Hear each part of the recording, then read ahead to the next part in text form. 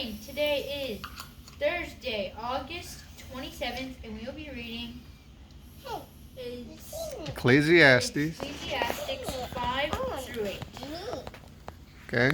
And are we missing somebody? Mommy and David. Okay. So it's going to be like a little bit of a tighter time. Okay. Well, they're doing an errand run that we need to get done, so they'll join us in the next one. Alrighty, so Ecclesiastes chapter 5 through 8. Alrighty. Okay.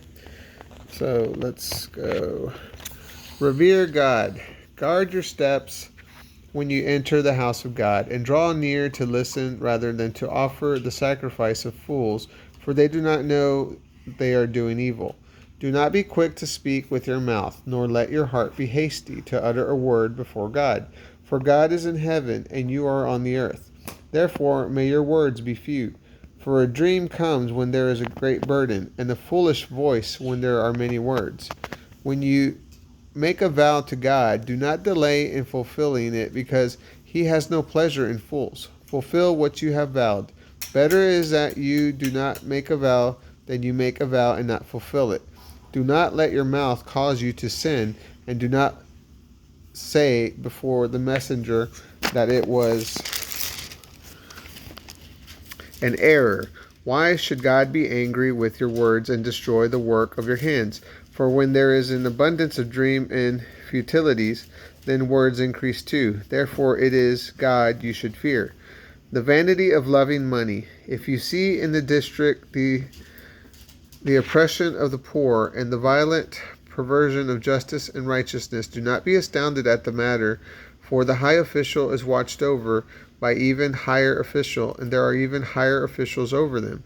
But this is an advantage to the land in every way, like a king committed to a cultivated field. He who loves money will not be satisfied with money, nor he who loves abundance will increase. This is also vanity. When there is an increase of good things, then there's an increase of those who devour them. And what profit have the owners except to see them with their eyes? Sweet is the sleep of a laboring man, whether he eats a little or much, but the abundance of the rich will not let them sleep. There is a grave misery that I have seen under the sun, when riches were kept by an owner to his hurt, and those riches were lost in a misfortune business deal, and although he has a son, there is nothing at all to put in his hand. As he came from his mother's womb, naked shall he return, to go as he came. He shall not take nothing from his labor, which he may carry away in his hands. This also is a grievous evil. Just as he came, so shall he go. And what profit is there to him who toils for the wind?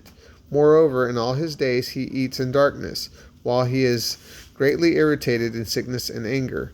This is what I have seen to be good. It is fitting to eat and drink and find enjoyment in all his labor, in which he toils under the sun all the days of his life, which God has given to him, for this is his reward.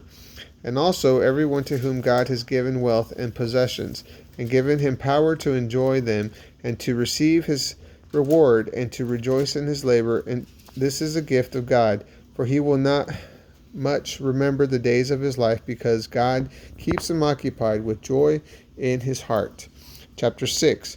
There is an evil that I have seen under the sun, and it lies heavy on mankind, a man to whom God gives wealth, possessions, and honor, so that there is no want in life from among anything that he desires, yet God does not give him ability to eat from them, because another man eats and enjoys from his possessions. This is vanity and a tormenting injustice.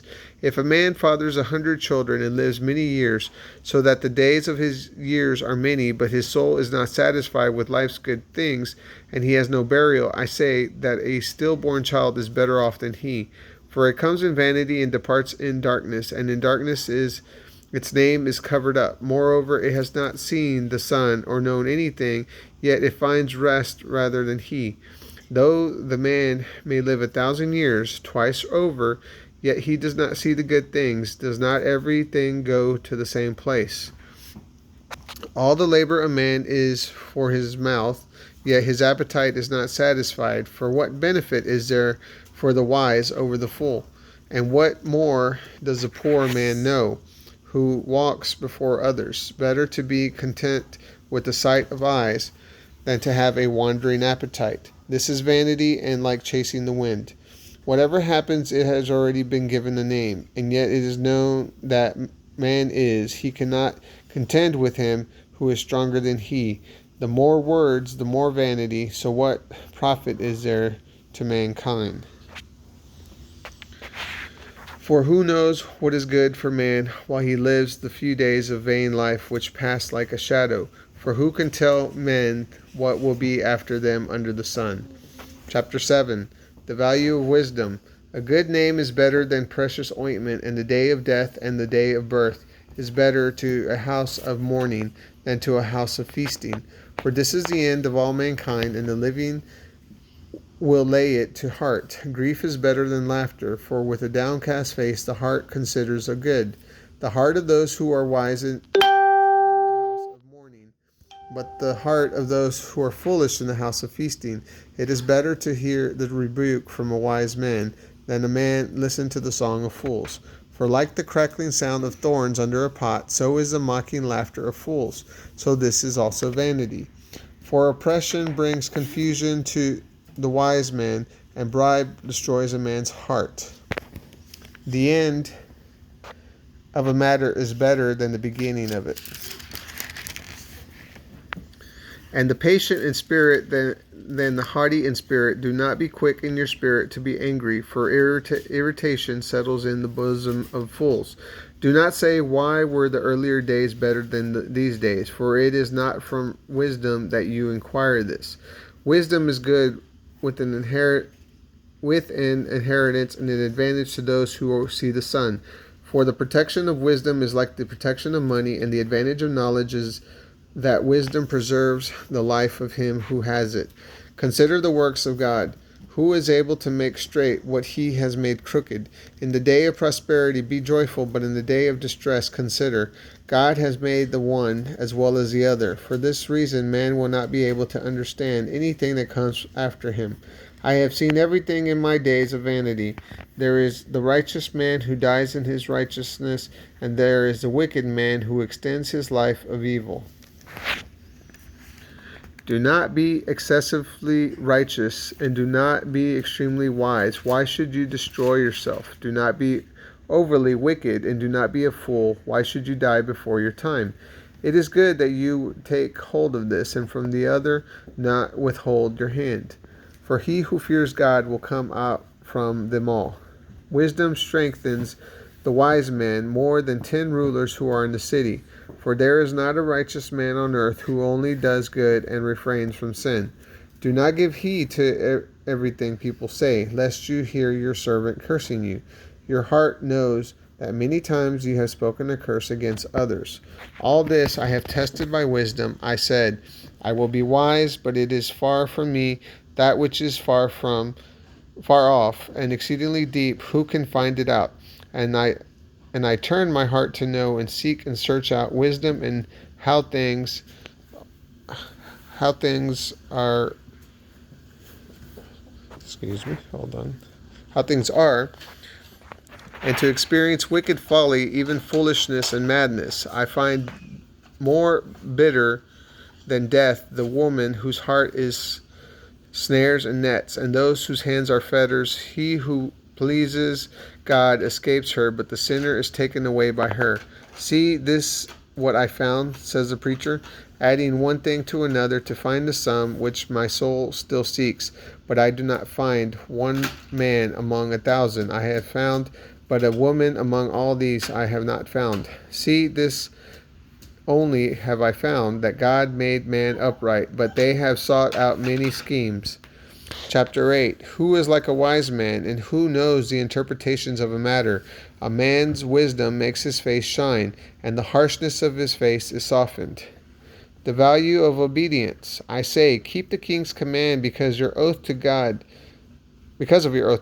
Do not be hasty to leave his presence. Do not take a stand in an unpleasant matter, for he does whatever pleases him. For the word of the king is powerful, and who would say to him, What are you doing?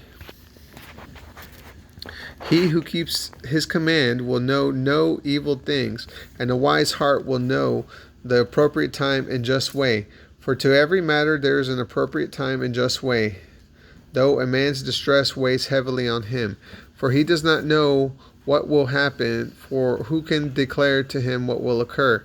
There is not a man with mastery over the wind to restrain it, nor with the power over the day of death. And no one can discharge a battle, nor can wickedness rescue the one possessing it. All this I saw while applying my heart to every work that is done under the sun, when one man rules over another to the other's heart. God's unknowable ways. Then I saw the wicked buried. They said to go in and out of the holy place, and they were praised in the city where they did works. This is also vanity, because the sentence against an evil deed is not executed swiftly. The heart of the sons of men is fully set to do evil, since one who sins may do evil 100 times and extend his life. I also have experienced that it will be good for those who fear God when they reverence before him. But it will not be well for the wicked, and he will not prolong his days like a shadow, because he does not fear before God. There is vanity that takes place on the earth, and there are righteous men who are treated according to the deeds of the wicked, and there are wicked men who are treated according to the deeds of the righteous.